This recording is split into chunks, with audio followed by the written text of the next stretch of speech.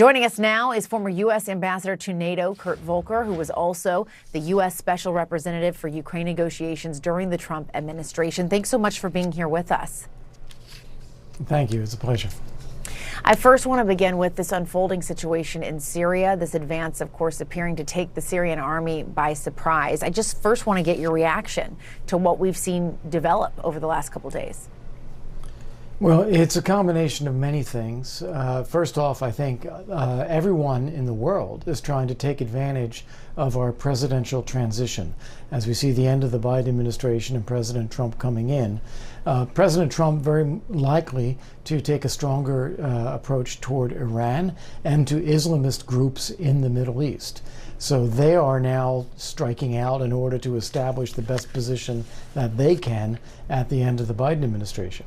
This happens at the same time that Russia is struggling in its war in Ukraine.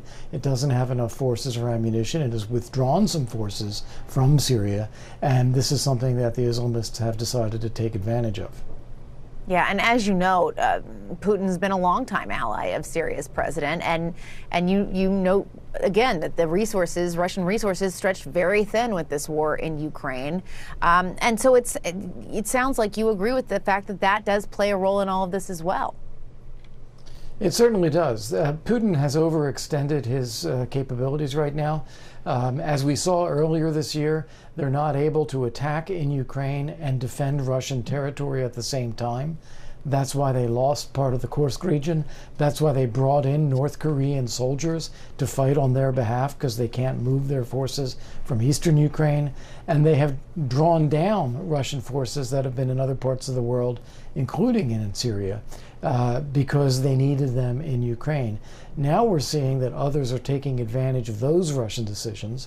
And at the same time, we are seeing an urgency on the part of many players, whether it is Iran trying to shut down Hezbollah a little bit, whether it is these Islamists trying to take over more ground in Syria, whether it's Hamas releasing this video of a hostage trying to get a deal with Israel, or whether it's Russia, despite their weaknesses, stepping up attacks in Ukraine and threatening nuclear use, all in order to try to position before Trump takes office. And so you know that you know, they are all trying to get, you know, the upper hand or make the most of this in-between time before President-elect Trump takes office.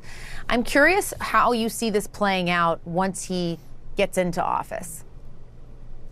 Well, I think in the Middle East, I think it's going to be much easier to discern.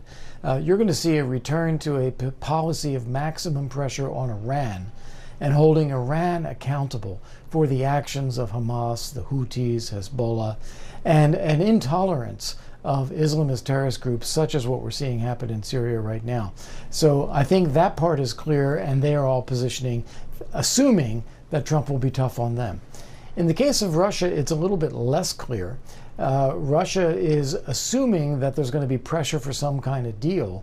So it wants to demonstrate as much strength as possible in this short period of time to try to position itself for the best deal that it can get.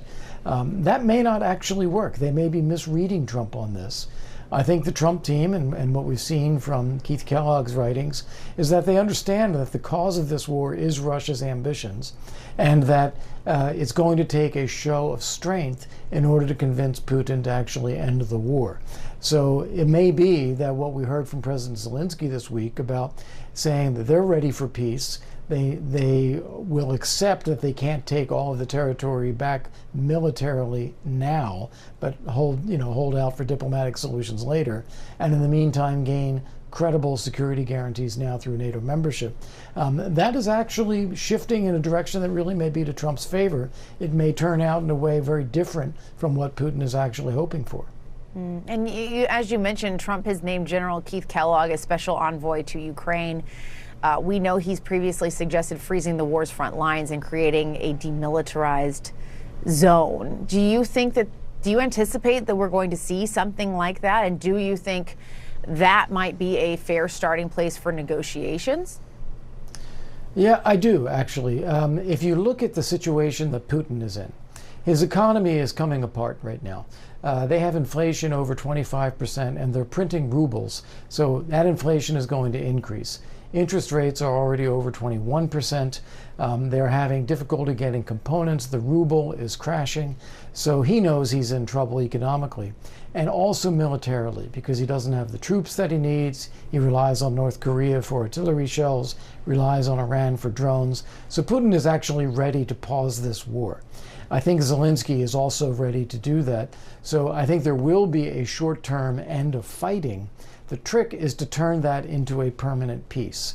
And that is where I think Zelensky's ideas of bringing in NATO membership and perhaps even European NATO members to have troops inside Ukraine as a deterrent to further Russian aggression, this may be what is necessary. And I think it could actually play out, and indeed play out fairly quickly in the new year.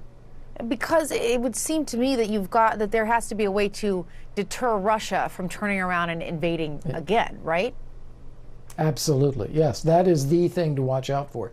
If we just stop the war in place and do nothing else, then that's exactly what Putin will do. He will regroup, he will try to undermine Ukraine from hybrid attacks inside and rebuild his military forces for further attacks later.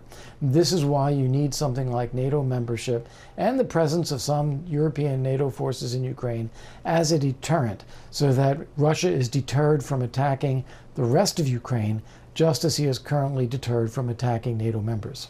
Yeah, and to that end, President Zelensky has said that an offer of NATO membership would put it into what he's called this hot stage of the war, and he's pushing for an invite that includes keeping all Ukrainian land. Do you think that could be potentially realistic? I do. I think it is, as long as we maintain the idea that there's a dispute over parts of Ukraine that Russia occupies.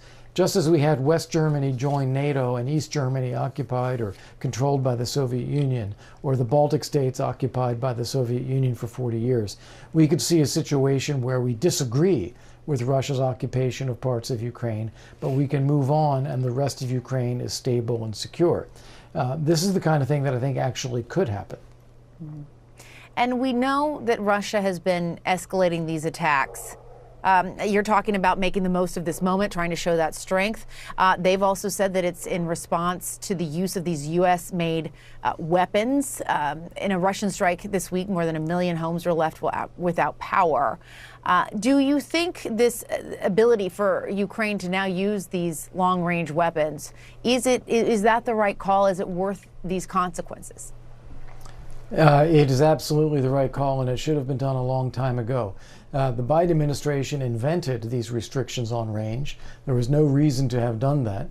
International law only requires that a country has a right to defend itself, so Ukraine fits that category, and that they only hit military targets rather than civilian. No one's talking about range, and by allowing Russia to attack Ukraine from a great distance and restricting Ukraine from hitting back, that was a nonsensical decision that should have long ago been reversed. Russia is, of course, trying to capitalize on that reversal by claiming that it is some new affront. But we shouldn't pay too much attention to what Russia propaganda is.